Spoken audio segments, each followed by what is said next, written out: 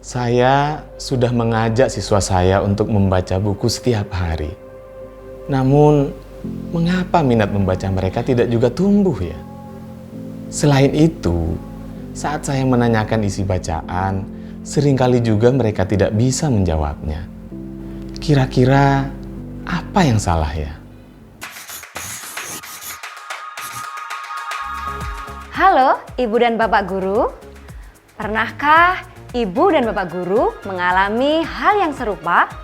Rasanya Ibu dan Bapak sudah mengajari peserta didik untuk membaca dan memberikan banyak bahan bacaan. Tetapi minat dan kemampuan baca peserta didik tidak kunjung meningkat. Perlu diingat bahwa minat dan kemampuan membaca itu tidak bisa datang dengan sendirinya. Kita sebagai orang dewasa maupun pendidik harus menjadikan kegiatan membaca menjadi kegiatan yang menarik dan menyenangkan bagi peserta didik.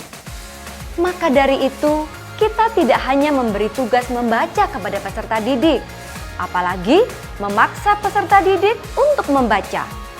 Ibu dan Bapak harus melibatkan peserta didik secara aktif dalam kegiatan membaca. Seperti memberi pertanyaan, meminta peserta didik untuk bergantian membaca, membacakan cerita dengan intonasi dan ekspresi yang menarik, dan memberikan bimbingan yang tepat sesuai dengan kemampuan baca peserta didik. Nah, pada video ini, Ibu dan Bapak Guru akan berkenalan dengan berbagai macam kegiatan yang dapat meningkatkan minat dan kemampuan membaca peserta didik. Seperti pertama, membaca nyaring atau membaca interaktif. Kedua, membaca bersama. Ketiga, membaca terbimbing.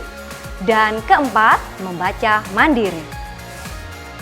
Kegiatan membaca tersebut dapat digunakan sesuai dengan kemampuan membaca peserta didik yang bervariasi, sehingga pembelajaran pun dapat menjadi lebih relevan dan bermakna bagi setiap individu peserta didik. Yuk kita belajar lebih dalam mengenai setiap kegiatan membaca. Yang pertama, membaca nyaring atau membaca interaktif. Tujuan dari kegiatan ini adalah untuk mengembangkan pemahaman terhadap cerita, memperkaya konsep dan kosakata, mendorong kemampuan peserta didik untuk memprediksi cerita, dan yang paling utama adalah untuk meningkatkan rasa cinta terhadap kegiatan membaca. Pada kegiatan membaca nyaring, buku dipegang menghadap ke peserta didik. Ibu dan Bapak dapat duduk atau berdiri pada posisi yang mudah dilihat seluruh peserta didik. Pastikan peserta didik duduk dengan posisi yang tidak menghalangi satu sama lain ya. Pada kegiatan membaca ini, bacakanlah teks dalam buku dengan intonasi dan ekspresi yang menarik, agar peserta didik semakin menikmati kegiatan membaca. Dan jangan lupa untuk menanyakan beberapa pertanyaan mengenai cerita dan kaitannya dengan pengalaman peserta didik agar lebih interaktif. Selanjutnya adalah kegiatan membaca bersama. Tujuan utama dari kegiatan ini adalah untuk meningkatkan pemahaman bacaan dan mengembangkan kosakata peserta didik. Semakin lancar peserta didik dalam membaca, akan semakin tinggi pula tingkat pemahaman peserta didik terhadap bacaan. Ibu dan Bapak Guru dapat menggunakan buku besar. Manajemen kelas pun masih sama dengan kegiatan membaca sebelumnya. Hanya saja, pada membaca bersama, Ibu dan Bapak Guru dapat menekankan pada kosakata baru, baik dengan menunjuk ilustrasi pada buku maupun pada kata yang dimaksud. Berilah waktu untuk peserta didik memahami kosakata baru yang dipelajari. Ibu dan Bapak juga dapat membuat ekspresi atau gerakan terkait kosakata yang dipelajari loh. Sehingga peserta didik dapat lebih mudah memahami kosakata tersebut. Pastikan juga bahwa peserta didik memahami alur cerita dengan memberikan pertanyaan yang terkait dengan bacaan. Berikutnya, kegiatan membaca terbimbing. Nah, kegiatan ini dapat dilakukan ketika ibu dan bapak guru telah memiliki peta kemampuan membaca peserta didik. Tujuannya adalah untuk meningkatkan kemampuan membaca sesuai dengan kemampuan peserta didik yang bervariasi.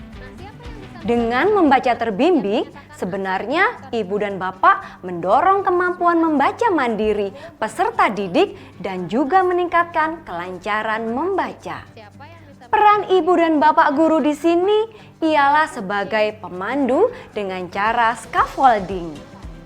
Ibu dan bapak dapat membagi peserta didik ke dalam kelompok kecil yang terdiri dari kurang lebih 6 anak yang berdasarkan kemampuannya.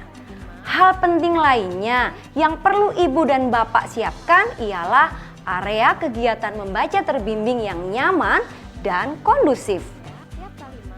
Jangan lupa untuk perhatikan jarak antara peserta didik yang sedang melakukan kegiatan mandiri dengan kelompok kecil membaca terbimbing yang akan dilaksanakan agar tidak mengganggu kegiatan setiap peserta didik. Kegiatan membaca terbimbing dapat dilakukan secara bergantian ya. Dengan kata lain, tidak harus dilakukan secara paralel. Nah, karena setiap kelompok memiliki kemampuan membaca yang berbeda-beda, buku yang digunakan pada kelompok pun dapat berbeda-beda menggunakan buku berjenjang. Selanjutnya ialah kegiatan membaca mandiri. Seperti namanya, kegiatan ini lebih banyak dilakukan secara mandiri oleh peserta didik. Dengan melakukan kegiatan ini, harapannya peserta didik dapat meningkatkan minat serta kelancaran membacanya. Dan semakin sering peserta didik melakukan kegiatan membaca mandiri, semakin tinggi pula kepercayaan dirinya untuk bereksplorasi dengan berbagai macam jenis bacaan. Namun, ibu dan bapak juga harus memastikan apakah buku yang dipilih oleh setiap peserta didik sesuai dengan kemampuan membacanya.